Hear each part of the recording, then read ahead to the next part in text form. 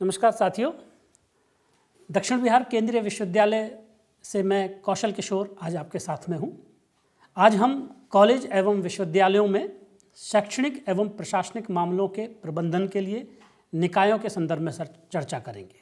Colleges यानी कि higher education के इंस्टीट्यूशंस और यूनिवर्सिटीज़ में एकेडमिक मैटर्स, शैक्षणिक मामले और एडमिनिस्ट्रेटिव मैटर्स, इनको किस तरीके से मैनेज किया जाता है, इनका प्रबंधन किस तरीके से किया जाता है, इनके लिए कौन कौन सी बॉडीज़ हैं विश्वविद्यालयों में और महाविद्यालयों में, उसके बारे में विस्तारपूर्वक अब हम बात करेंगे। यूनिवर्सिटीज़ और कॉलेजेस की इन एकेडमिक और एडमिनिस्ट्रेटिव बॉडीज़ को समझने से पहले एक बात जानना ज़रूरी है कि यूनिवर्सिटीज़ ऑटोनॉमस बॉडीज़ होती हैं। विश्वविद्यालय सब स्वायत्त संस्थान हैं। इसलिए ये कहना कि पूरे भारतवर्ष में सभी विश्वविद्यालयों का मैनेजमेंट सिस्टम यानी कि ये एडमिनिस्ट्रेटिव और एकेडमिक बॉडीज़ सारे की सारे अकादमिक और प्रशासनिक निकाय एक जैसे होंगे, एक जैसे फंक्शंस होंगे, उनका संगठन एक जैसा होगा, उनकी शक्तियाँ एक जैसी होंगी, ये कहना संभव नहीं है। चूँकि हम ये पढ़ चुके हैं पूर्व की इकाइयों में कि विश्वविद्यालयों के अलग अलग आधारों पर अलग अलग प्रकार हैं, और हम ये जानते हैं कि शिक्षा चूँकि समवर्ती विषय है, इसलिए इस सिचुएशन में हमारे पास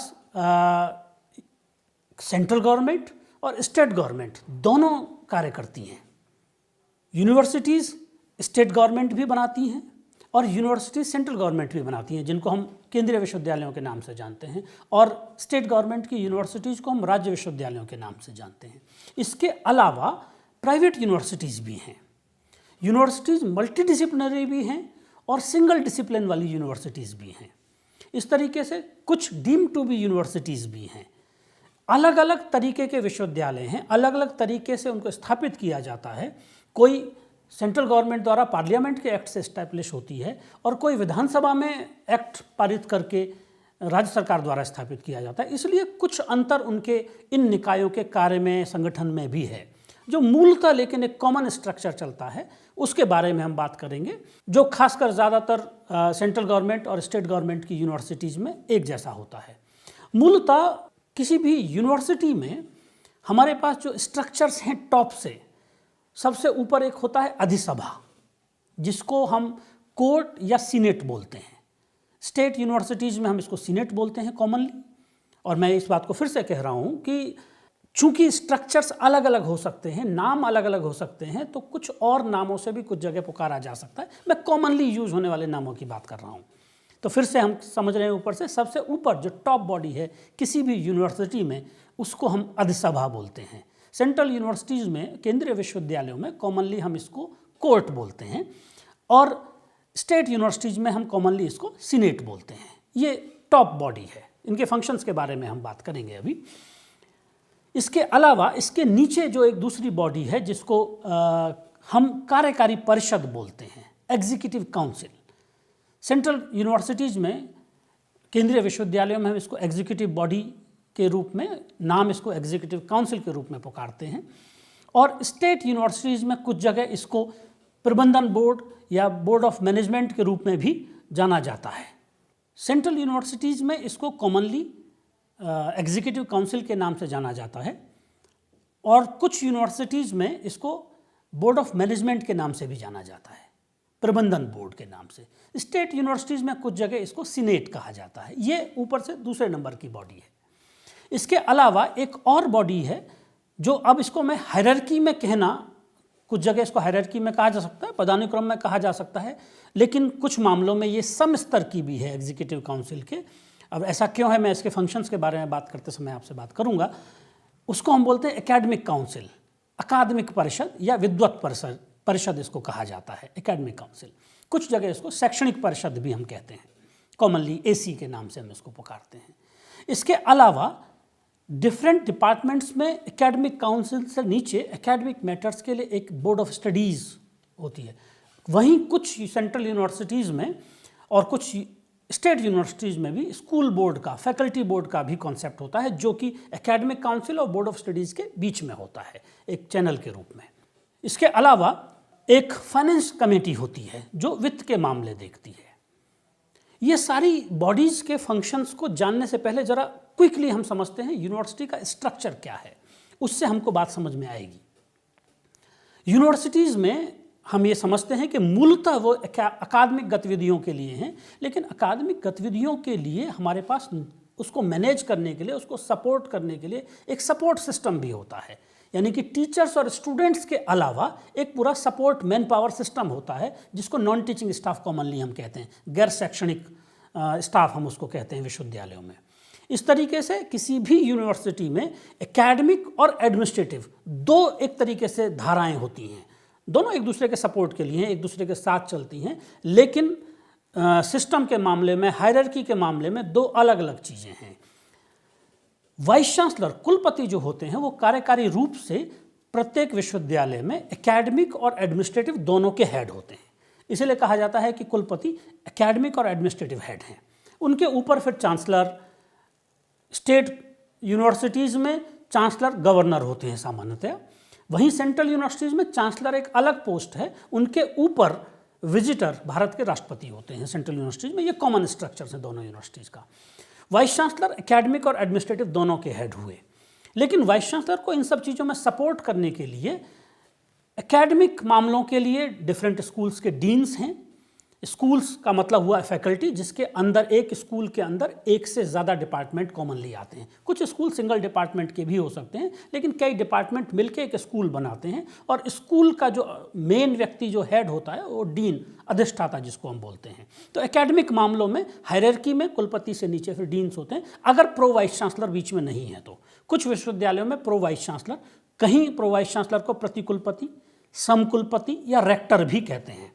तो वो रेक्टर होंगे कुलपति के नीचे, रेक्टर के नीचे डीन्स एकेडमिक मामलों में हुए, और डीन्स के नीचे हेड्स होंगे डिफरेंट डिपार्टमेंट्स के। इस तरीके से एक एकेडमिक पदानुक्रम है, हायरार्की है। एडमिनिस्ट्रेटिव मामलों में रजिस्ट्रार होते हैं, नॉन टीचिंग के सामान्यतः वो हेड होते हैं, लेकिन वो भी कुलपति के अंडर में होते हैं। और रजिस्ट्रार विश्वविद्यालय में कुलपति के कस्टोडियन के रूप में काम करते हैं। उनका मूल मामला एडमिनिस्ट्रेटिव मैटर्स को देखना होता है, गैर नॉन टीचिंग मामलों को देखने का होता है। इसके अलावा उन्हीं के एट पार, लेकिन एडमिनिस्ट्रेटिव कंट्रोल रजिस्ट्रार का होता है, फाइनेंस ऑफिसर होते हैं जो वित्त के मामलों को देखते हैं। इसलिए वित्त समिति में फाइनेंस ऑफिसर का मामला इंपॉर्टेंट होगा। वहीं कुछ जगह इसको फाइनेंस कंट्रोलर बोलते हैं, कहीं कुछ जगह फाइनेंस ऑफिसर बोलते हैं, वित्ताधिकारी, वित्त नियंत्रक, इस तरह के अलग अलग नाम विश्वविद्यालयों में अलग अलग लिए जाते हैं इसके। विश्वविद्यालय के रजिस्ट्रार को सपोर्ट करने के लिए नॉन टीचिंग में पदानुक्रम में फिर डिप्टी रजिस्ट्रार, कहीं कहीं बीच में जॉइंट रजिस्ट्रार की पोस्ट भी होती है। Registrar, joint registrar, deputy registrar, फिर असिस्टेंट रजिस्ट्रार, फिर सेक्शन ऑफिसर, इस तरह से नीचे की तरफ वो पोस्ट होती चली जाती हैं। एक और सम पद लगभग है, लेकिन एडमिनिस्ट्रेटिव कंट्रोल उस पर रजिस्ट्रार का होगा, और ultimately overall administrative control vice chancellor का होगा। वो कंट्रोलर ऑफ एग्जामिनेशन, परीक्षा नियंत्रक की एक पोस्ट होती है। कुछ जगह कंट्रोलर ऑफ एग्जामिनेशन के नाम से उसको जानते हैं। कंट्रोलर ऑफ एग्जामिनेशन का मेन काम परीक्षा, उसका आयोजन, इस तरह की चीज़ों से रिलेटेड होता है। जैसा मैंने कहा कि कुलपति एकेडमिक और एडमिनिस्ट्रेटिव दोनों हेड हैं, तो जो भी हमने अभी बॉडीज़ की बात की, जो हमारी एग्जीक्यूटिव काउंसिल है, जो कि मूल कार्यकारी बॉडी है किसी भी विश्वविद्यालय के लिए, उसके हेड बाय डिफ़ॉल्ट, उसके जो अध्यक्ष हैं वो कुलपति होते हैं। और वहीं दूसरी तरफ जो हमारी एकेडमिक बॉडी है, बहुत स्ट्रॉन्ग और बड़ी बॉडी है यूनिवर्सिटी की, वो एकेडमिक काउंसिल, विद्वत परिषद या अकादमिक परिषद या शैक्षणिक परिषद, उसके भी हेड कुलपति ही होते हैं, उसके अध्यक्ष भी कुलपति ही होते हैं। इस तरीके से वो एडमिनिस्ट्रेटिव और एकेडमिक दोनों के हेड हुए। जो इससे ऊपर हमने एक बात की थी, अधिसभा, अधिसभा जिसको हमने कोर्ट कहा, उस कोर्ट की अध्यक्षता चांसलर करते हैं। कोर्ट चांसलर अध्यक्षता करते हैं, उसमें कुलपति अध्यक्ष नहीं होते हैं। लेकिन कोर्ट का मामला कुछ गिनी चुनी चीज़ों में और बहुत अधिक मामलों में, बहुत अधिक कार्यकारी मामलों में उनका सीधे हस्तक्षेप नहीं होता है। इसलिए कोर्ट एक बहुत रेगुलर फिनोमिना विश्वविद्यालयों में नहीं कहा जा सकता। उसका डायरेक्ट इंटरफेयर बहुत सारी चीज़ों में नहीं होता है। ज़्यादातर एडमिनिस्ट्रेटिव मैनेजमेंट जितना भी देखा जाता है वो एग्जीक्यूटिव काउंसिल यानी कि कार्य परिषद के द्वारा देखा जाता है। अब कोर्ट में कौन कौन लोग होंगे, अधिसभा में उसका गठन कैसे होगा, ये अलग अलग विश्वविद्यालयों के जो एक्ट पारित होते हैं उसमें उसकी व्यवस्था होती है।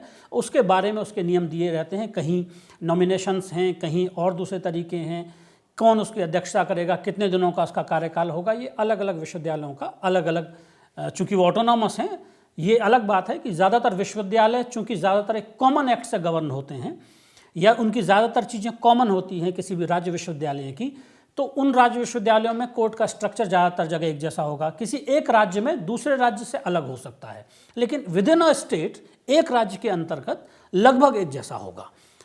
इसी तरीके से सेंट्रल यूनिवर्सिटीज़ में भी ज़्यादातर लगभग एक जैसा होगा, लेकिन कहीं कहीं डिफरेंस पाया जा सकता है क्योंकि अलग अलग सेंट्रल यूनिवर्सिटीज़ भी अलग अलग एक्ट से बनती हैं। ये नए जो विश्वविद्यालय 2009 में बने थे 13 विश्वविद्यालय, उनका चूंकि एक कॉमन एक्ट है इसलिए उनका गठन एक जैसा होगा कोर्ट का। अदरवाइज अलग अलग यूनिवर्सिटी जो अलग अलग समय अलग अलग एक्ट से बनी हैं उनका गठन अलग अलग तरीके से हो सकता है। जो अधिसभा है या सीनेट है उसका काम बेसिकली जो विश्वविद्यालय की जो ब्रॉडर पॉलिसीज़ हैं, जो बड़े निर्णय हैं, उनकी समीक्षा करना या उसमें और कैसे बेहतर किया जाए उसके लिए उपाय सुझाना, अगर आवश्यकता है तो मूल्यांकन करना, या कोई ऐसा विषय जो कार्य परिषद जो उसके नीचे की बॉडी है एग्जीक्यूटिव काउंसिल जो है, कार्य परिषद में अगर कोई ऐसी बात उठी है जिसको उन्होंने कोर्ट को रेफर किया है उसके संदर्भ में कुछ निर्णय लेना कोर्ट का काम है। ये एक तरीके से न्यायिक बॉडी जैसी है किसी भी विश्वविद्यालय के लिए। कहीं कहीं कोर्ट जो हमारे एनुअल अकाउंट्स हैं या जो हमारे एनुअल हमारा बजट है उसकी भी समीक्षा करती है या उसको पास भी करती है, उसको पारित भी करती है। ये विश्वविद्यालय के स्ट्रक्चर पर डिपेंड करता है।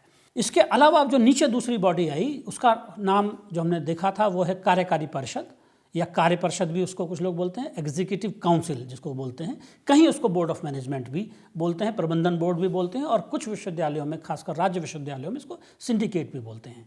ये एक ऐसी बॉडी है जो ओवरऑल डायरेक्ट एडमिनिस्ट्रेशन को डील कर रही होती है और ये चूंकि एक व्यापक सीधे निर्णय ले रही होती है, व्यापक रूप से प्रभावित करती है विश्वविद्यालय के सभी स्टेक होल्डर्स को। विश्वविद्यालय के सभी स्टेक होल्डर्स का मतलब हुआ विद्यार्थी भी हैं, विश्वविद्यालय के स्टेक होल्डर्स में शिक्षक भी हैं, विद्यार्थियों के पेरेंट्स भी हैं, आम समाज भी है और वहाँ के नॉन टीचिंग स्टाफ भी हैं, सभी लोग उसके स्टेक होल्डर्स हैं। तो सभी से संबंधित निर्णय चूँकि ये कार्य परिषद लेती है तो इसमें इसके गठन में सामान्यतः ध्यान रखा जाता है कि लगभग सभी लोगों का प्रतिनिधित्व इसमें हो।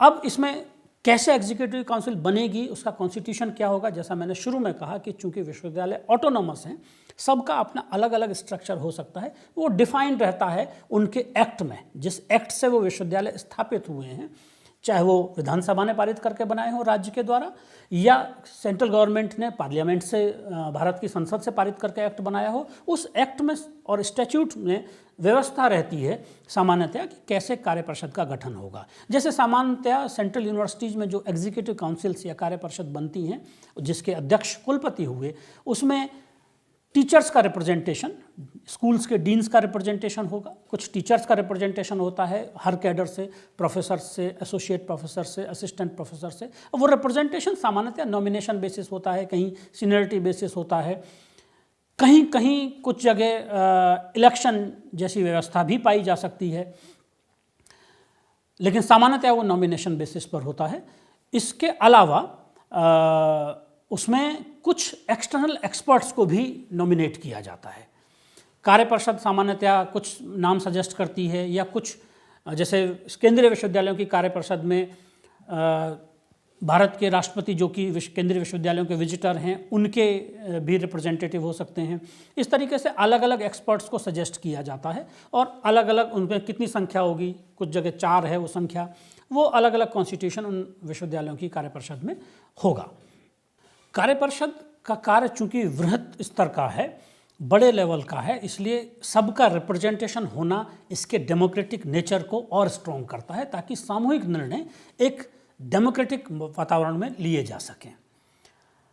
इसके अलावा कार्य परिषद चूंकि एक ओवरऑल मैनेजमेंट की बॉडी है, तो सारे निर्णय एकेडमिक काउंसिल से होके आए जो कोई निर्णय, या फाइनेंस कमेटी से होके आए जिनके बारे में अभी हम बातचीत करेंगे, उन सब निर्णयों को भी कार्य परिषद में रखा जाता है और कार्य परिषद उनको पारित करती है। उसी के बाद उनके वो निर्णय भी लागू हो पाते हैं। बेशक एकेडमिक काउंसिल ने कोई डिसीजन लिया हो या फाइनेंस कमेटी ने कोई डिसीजन लिया हो, लेकिन जब वो एग्जीक्यूटिव काउंसिल उनको पारित कर देगी, कार्य परिषद उनको पारित कर देगी, वो लागू तभी माने जाते हैं, स्वीकृत तभी माने जाते हैं। मैं एक एग्जांपल लेके आपको बताऊंगा अभी किस तरीके के उसके पास अधिकार हैं। एकेडमिक काउंसिल की भी अपनी अपनी पावर है, लेकिन अल्टीमेटली वो भी एक एडमिनिस्ट्रेटिव कंट्रोल में काम करती है। एकेडमिक काउंसिल शैक्षणिक मामलों पर अपनी राय रखती है। इसके अलावा कुछ यूनिवर्सिटी जो कि एफिलेटिंग नेचर की होती हैं, जो विश्वविद्यालयों को संबद्धता प्रदान करती हैं, उनकी एग्जीक्यूटिव काउंसिल में या सिंडिकेट में या हम बोर्ड ऑफ मैनेजमेंट जो भी उसको बोलें, जो भी नाम उसका वहाँ होता हो, उसमें विश्वविद्यालयों के अधिकारियों के अलावा, शिक्षकों के अलावा, जो भी नामित व्यक्ति हैं उनके अलावा महाविद्यालयों के, संबद्ध महाविद्यालयों के प्राचार्य भी इसमें कार्य परिषद का पार्ट होते हैं। और इस तरीके से उनका भी, अदरवाइज अगर कैंपस के ही सब लोग होंगे, विश्वविद्यालय के ही सब लोग होंगे, महाविद्यालयों से कोई नहीं होगा, तो उनके घटक का उस पार्ट का रिप्रेजेंटेशन कैसे होगा। जैसा मैंने अभी कहा कि डेमोक्रेटिक स्ट्रक्चर उसका बना रहे, सभी का से उसमें आ सके, इसलिए teaching, non teaching, principles, colleges, university, सब का एक बैलेंस रिप्रेजेंटेशन होता है, ताकि एक जो भी निर्णय लिया जाए, जो भी नीतिगत निर्णय लिया जाए, वो सभी के लिए हितकारी हो कार्य परिषद में। कार्य परिषद के बाद अब जो एक नेक्स्ट बॉडी है वो है एकेडमिक काउंसिल, विद्वत परिषद जिसको हम बोलते हैं, अकादमिक परिषद जिसको हम बोलते हैं। एकेडमिक काउंसिल किसी भी विश्वविद्यालय में एकेडमिक मामलों के लिए सर्वोच्च बॉडी है एक तरीके से। इसके भी चेयर, इसके भी अध्यक्ष कुलपति होते हैं। ये बॉडी है, लेकिन यहीं मैंने एक बात कही थी अभी कुछ देर पहले कि एकेडमिक काउंसिल के डिसीजन एग्जीक्यूटिव काउंसिल में पास होने के लिए जाते हैं। तो एक प्रश्न ये उठ सकता है कि फिर ये सर्वोच्च कैसे हुई। सर्वोच्च इस तरीके से हुई कि अकादमिक एकेडमिक मामलों में जो भी निर्णय एकेडमिक काउंसिल लेगी, वे औपचारिकता के लिए या वह एक प्रशासनिक स्वीकृति के लिए एग्जीक्यूटिव काउंसिल में जाते हैं। एग्जीक्यूटिव काउंसिल उनको पारित करती है या अपना ऑब्जर्वेशन देके वापस एकेडमिक काउंसिल के पास भेज देती है। अगर जब एकेडमिक काउंसिल ने कोई निर्णय लिया, अकादमिक परिषद ने कोई निर्णय लिया और वो कार्य परिषद में गया उनकी स्वीकृति के लिए, अगर कार्य परिषद को लगता है कि ये निर्णय ठीक नहीं है या इसमें कुछ रिवीजन होना चाहिए या इसमें कुछ सुधार होना चाहिए, तो इस ऑब्जर्वेशन के साथ, इस अपने रिमार्क के साथ वो निर्णय वापस एकेडमिक काउंसिल में ही आएगा। कार्य परिषद को ये पावर नहीं है कि एकेडमिक काउंसिल के डिसीजन को पलट दे, उसको वापस भेजेगी एकेडमिक काउंसिल। अपना ऑब्जर्वेशन देने का उसके पास राइट है। स्वीकृति देने वाली हाईएस्ट बॉडी है वहाँ पे एग्जीक्यूटिव काउंसिल। चूंकि एकेडमिक मामलों में हाईएस्ट बॉडी एकेडमिक काउंसिल है, उसकी अपनी एक स्वायत्तता है। उस स्वायत्तता को ध्यान में रखते हुए एग्जीक्यूटिव काउंसिल किसी एक विषय में जहाँ वो सहमति नहीं है उसकी, जिन विषयों में भी उसकी सहमति नहीं है, उनको वो वापस विचार के लिए अपने ऑब्जर्वेशन के साथ एकेडमिक काउंसिल को भेजती है। एकेडमिक काउंसिल उस पर वापस विचार करती है और अगर लगता है एकेडमिक काउंसिल को कि हाँ एग्जीक्यूटिव काउंसिल का पॉइंट कहना ठीक है, हमको इसको चेंज करना चाहिए, तो एकेडमिक काउंसिल उसको चेंज करेगी उस निर्णय को।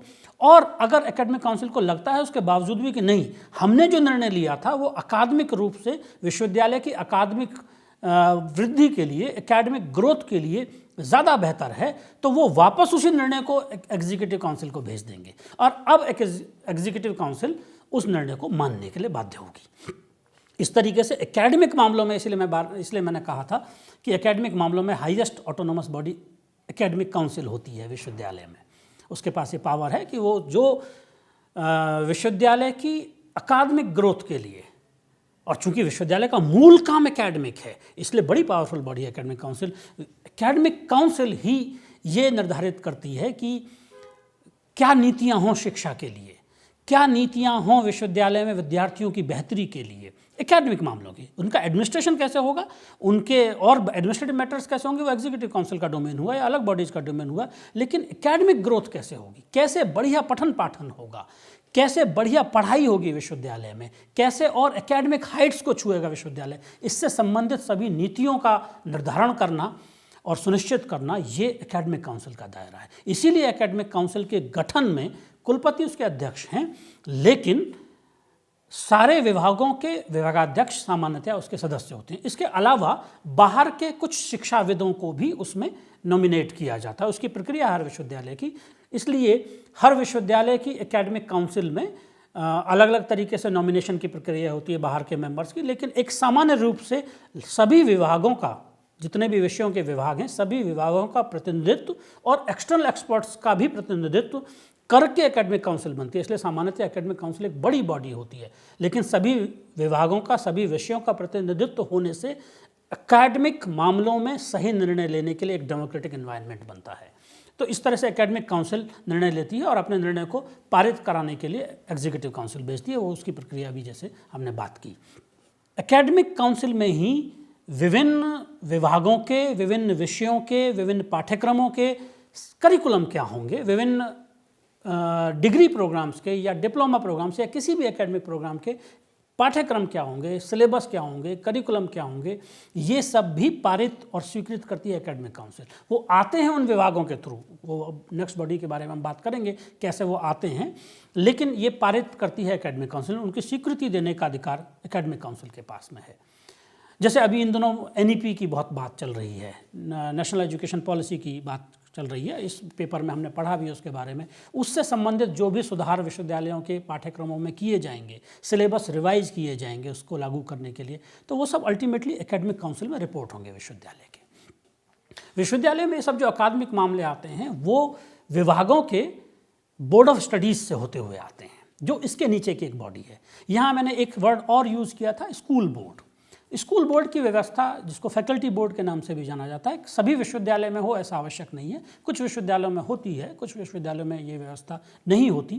फैकल्टी बोर्ड का मतलब हुआ, स्कूल बोर्ड का मतलब हुआ स्कूल लेवल पर, फैकल्टी लेवल पर। और ये हमने शुरू में जाना था कि कई डिपार्टमेंट मिलकर एक स्कूल बनाते हैं, तो स्कूल लेवल पर एक बॉडी होती है। Board of studies department level पर होती है। तो बोर्ड ऑफ स्टडीज़ किसी भी डिपार्टमेंट की जो चीज़ करेगी एकेडमिक मामले में, वो स्कूल बोर्ड में जाएगा। स्कूल बोर्ड फिर उसको एकेडमिक काउंसिल को भेजता है। और अगर स्कूल बोर्ड नहीं है तो बोर्ड ऑफ स्टडीज़ किसी भी डिपार्टमेंट की डायरेक्ट एकेडमिक काउंसिल को अपने मामले भेजती है। और बोर्ड ऑफ स्टडीज़ हर विभाग की एक बोर्ड ऑफ स्टडीज़ होती है। यानी कि अगर हमारा डिपार्टमेंट ऑफ टीचर एजुकेशन है तो डिपार्टमेंट ऑफ टीचर एजुकेशन में डिपार्टमेंट ऑफ टीचर एजुकेशन की बोर्ड ऑफ स्टडीज़ होगी। डिपार्टमेंट ऑफ फिजिकल एजुकेशन अलग है तो डिपार्टमेंट ऑफ फिजिकल एजुकेशन की एक अलग बोर्ड ऑफ स्टडीज़ होगी। डिपार्टमेंट ऑफ केमिस्ट्री अलग है तो डिपार्टमेंट ऑफ केमिस्ट्री की एक अलग बोर्ड ऑफ स्टडीज़ होगी। अब उस डिपार्टमेंट में जितने प्रोग्राम चलते होंगे, BSc चलता होगा, MSc चलता होगा, PhD चलता होगा, वो सब उसके अंतर्गत आएंगे, उसी बोर्ड ऑफ स्टडीज़ के अंतर्गत आएंगे। और बोर्ड ऑफ स्टडीज़ में जो चेयर होता है किसी भी विश्वविद्यालय में, वो विभाग का अध्यक्ष होता है बाय डिफ़ॉल्ट। जो विभागाध्यक्ष होगा, जैसे स्कूल बोर्ड में डीन होगा चेयर, ऐसे ही बोर्ड ऑफ स्टडीज़ में, डिपार्टमेंट की बोर्ड ऑफ स्टडीज़ में हेड जो होगा विभाग का, वो उसका अध्यक्ष होगा। बोर्ड ऑफ स्टडीज़ का मामला विभाग के स्तर पर उस विषय से संबंधित अकादमिक मामलों को देखना है। कोई सिलेबस हमको बनाना है नया, कोई स्ट्रक्चर रिवाइज करना है, करिकुलम में नई एक्टिविटीज़, नई गतिविधियाँ हमको जोड़नी है, या हमको कोई और ऐसे एकेडमिक रिफॉर्म्स लाने हैं, उस तरह के सभी मामलों को बोर्ड ऑफ स्टडीज़ में रखा जाता है। सामान्यतः ये कहा जाता है कि बोर्ड ऑफ स्टडीज़ की बैठक साल में 2 बार, जब से सेमेस्टर सिस्टम लागू हुआ तो कहा जाता है कि साल में 2 बार होनी चाहिए। यानी कि हर सेमेस्टर में नया कुछ हम करना चाह रहे हैं, और सिलेबस, करिकुलम, ये सब लगातार अपडेट होने वाली चीज़ें हैं, लगातार इनका अद्यतन होते रहना चाहिए। तो इसलिए जब लगातार अद्यतन होगा तो हर सेमेस्टर में सामान्यतः ज़रूरत पड़ेगी। तो सामान्यतः कहा जाता है कि साल में 2 बार, इसलिए लिखा भी जाता है कि कॉमनली, बहुत हार्ड एंड फास्ट नहीं है। ऐसा भी होता है कि बहुत समय, लंबे समय तक नहीं हो पाती बोर्ड ऑफ स्टडीज़ की बैठक, या आवश्यकता है तो साल में 2 बार से ज़्यादा भी, सेमेस्टर में 1 बार से ज़्यादा भी बुलाई जा सकती है। तो बहुत रिजिड रूल नहीं है, लेकिन सामान्य प्रैक्टिस के तौर पर कहा जाता है कि हर सेमेस्टर से पहले हम एक बार बोर्ड ऑफ स्टडीज़ की बैठक करें विभाग, ताकि जो भी चीज़ें अपडेट करनी हो वो यहाँ की जा सकें और फिर उनको एकेडमिक काउंसिल में अप्रूवल के लिए भेजा जा सके। Board of studies suggesting, recommending body है, अप्रूविंग बॉडी एकेडमिक काउंसिल है।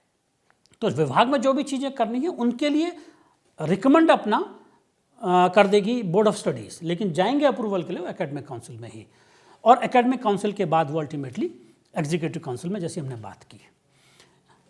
कुछ विभागों में, कुछ विश्वविद्यालयों में बोर्ड ऑफ स्टडीज़ के अलावा डिपार्टमेंट लेवल पर एक डिपार्टमेंटल कमेटी की भी व्यवस्था होती है। वो अपना एक लोकल मैनेजमेंट है, विश्वविद्यालय अपने हिसाब से करते हैं। बोर्ड ऑफ स्टडीज़ में जाने से पहले डिपार्टमेंट कमेटी से होकर भी चीज़ें गुजर जाती हैं। ये ज़रूरी नहीं है कि सभी जगह पर हो। इसके अलावा एक और बहुत इंपॉर्टेंट बॉडी है जो फाइनेंस को देखती है विश्वविद्यालयों में, जिसको फाइनेंस कमेटी कहा जाता है, वित्त समिति। इसके भी चेयरमैन वाइस चांसलर होंगे, लेकिन इसमें जो वित्ताधिकारी हैं, जो फाइनेंस ऑफिसर हैं, वो इसके मेंबर सेक्रेटरी होते हैं कॉमनली। कहीं सेक्रेटरी हो सकते हैं, वैसे सामान्यतया मेंबर सेक्रेटरी होते हैं, सचिव सदस्य उसके होते हैं। इनका काम सारे financial accounts, annual accounts, budget propose करना, फाइनल अकाउंट्स को पारित कराना, फिर उसके बाद हमारे ऑडिट के लिए चीज़ों को तैयार करना, ऑडिट की रिपोर्ट्स को देखना, और अल्टीमेटली फाइनेंस कमेटी की भी चीज़ों को रिपोर्ट किया जाता है एग्जीक्यूटिव काउंसिल में, और फिर एग्जीक्यूटिव काउंसिल अल्टीमेटली उनको अप्रूव करती है। तो वित्त समिति फाइनेंस से रिलेटेड सारी चीज़ों को देखती है। कंट्रोल ऑफ एग्जामिनेशन, परीक्षा आयोजन, इससे संबंधित व्यवस्थाओं को देखते हैं, लेकिन वो अलग से एक बॉडी नहीं है। कुछ जगह ऐसी व्यवस्थाएं हैं कि उनको एक बॉडी का फॉर्म दे दिया गया है, कहीं standing committee of academic council बना देते हैं, इस तरह से कहीं किसी विश्वविद्यालय में यूएटेक के नाम से भी कुछ, वो बिल्कुल लोकल मैनेजमेंट है, वो यूनिवर्सल व्यवस्था नहीं है। इसके अलावा जो कॉलेजेस को अगर हम समझें, महाविद्यालयों का मामला हम देखें, तो महाविद्यालयों में एकेडमिक और एडमिनिस्ट्रेटिव हेड वहाँ के प्राचार्य होते हैं, जो महाविद्यालय के प्रिंसिपल होंगे। ये अलग बात है कि जो कॉलेज एफिलेटेड है किसी भी यूनिवर्सिटी से, वो भी अल्टीमेटली वहाँ ओवरऑल वो पार्ट है विश्वविद्यालय का, तो ओवरऑल विश्वविद्यालय के एकेडमिक और एडमिनिस्ट्रेटिव हेड हुए कुलपति। लेकिन महाविद्यालय के स्तर पर जो एकेडमिक और एडमिनिस्ट्रेटिव हेड होंगे वो होंगे प्राचार्य। इसलिए सारे उस तरह के एकेडमिक मामले और एडमिनिस्ट्रेटिव मामले वहाँ पर प्राचार्य के लेवल पर जाते हैं स्वीकृति के लिए। लेकिन महाविद्यालयों में सामान्यतः ऑटोनोमस कॉलेजेज में अब ये व्यवस्था होने लगी है कि उनको अकादमिक मामलों में स्वायत्तता दी जाती है। बहुत सारे मामलों में वो अपना सिलेबस डिज़ाइन करते हैं, अपनी बोर्ड ऑफ स्टडीज़ करा सकते हैं। लेकिन जो एफिलेटेड कॉलेज होते हैं, जो ऑटोनोमस कॉलेज नहीं है, जो सामान्यतः इसके पार्ट हैं, विश्वविद्यालय के पार्ट हैं एफिलेशन के तौर पर, वहाँ अपनी बोर्ड ऑफ स्टडीज़ नहीं होती। विश्वविद्यालय की बोर्ड ऑफ स्टडीज़, जिसको अध्ययन बोर्ड हम बोलते हैं, वो बोर्ड ऑफ स्टडीज जो सिलेबस बना कर देती है वो महाविद्यालयों में लागू होता है। इसलिए इस तरह के एकेडमिक फैसले महाविद्यालयों में नहीं होते। इसलिए वहाँ सामान्यतया शिक्षक हैं, डिपार्टमेंट मिलके एक कॉलेज बनाते हैं, डिपार्टमेंट के हेड वहाँ होते हैं, लेकिन उनको विश्वविद्यालय द्वारा दी हुई चीज़ों को लागू सामान्यतया करना होता है। लेकिन चूंकि लोकल मैनेजमेंट वहाँ करना होगा, लोकल एडमिनिस्ट्रेशन करना होगा, लोकल अपना बजट होगा, लोकल अपना सिस्टम होगा, और ग्रांट भी डायरेक्ट कॉलेजेस को मिलती है। कई बार जो एडेड कॉलेजेस होते हैं वो वाया यूनिवर्सिटी, थ्रू यूनिवर्सिटी नहीं आती, कई बार डायरेक्ट भी आती है, यूजीसी भी देती है डायरेक्ट ग्रांट कुछ कॉलेजेस को। इस तरह के मामलों के लिए वहाँ अपना फाइनेंस का और एडमिनिस्ट्रेशन का मैनेजमेंट भी होता है। कुछ महाविद्यालयों में कुछ राज्य बर्शर करके एक पोस्ट रखते हैं जो kind of finance officer post, जैसे विश्वविद्यालय में फाइनेंस ऑफिसर हुए, फाइनेंस के सारे मामलों को वो देखेंगे under administrative head of registrar and then vice chancellor. बिल्कुल उसी तरीके से जो बर्शर होते हैं महाविद्यालयों में, वो फाइनेंस के मामलों को देखते हैं under administrative head of principal. और इस तरह से एक अकादमिक संरचना और एडमिनिस्ट्रेटिव संरचना विश्वविद्यालयों और महाविद्यालयों में होती है। एक उदाहरण के तौर पर हम समझते हैं कि कैसे चीज़ें इसमें फिर फंक्शन करती हैं। मान लीजिए किसी विभाग को लगता है, मैं एक अकादमिक मामला लेता हूँ, फिर एक एडमिनिस्ट्रेटिव मामला लूँगा। मान लीजिए किसी विश्वविद्यालय को लगता है, डिपार्टमेंट ऑफ एजुकेशन को लगता है कि एनईपी की लाइट में हमको अब एक सिलेबस चेंज करना चाहिए, कुछ पेपर्स को रिवाइज करने की ज़रूरत है, या कुछ पेपर्स में हमको इवैल्यूएशन का प्लान चेंज करने की ज़रूरत है। हमारे यहाँ 80-20% चल रहा है एक्सटर्नल इंटरनल, हम इसको 70-30 करना चाहते हैं, कुछ भी जो मामले हैं।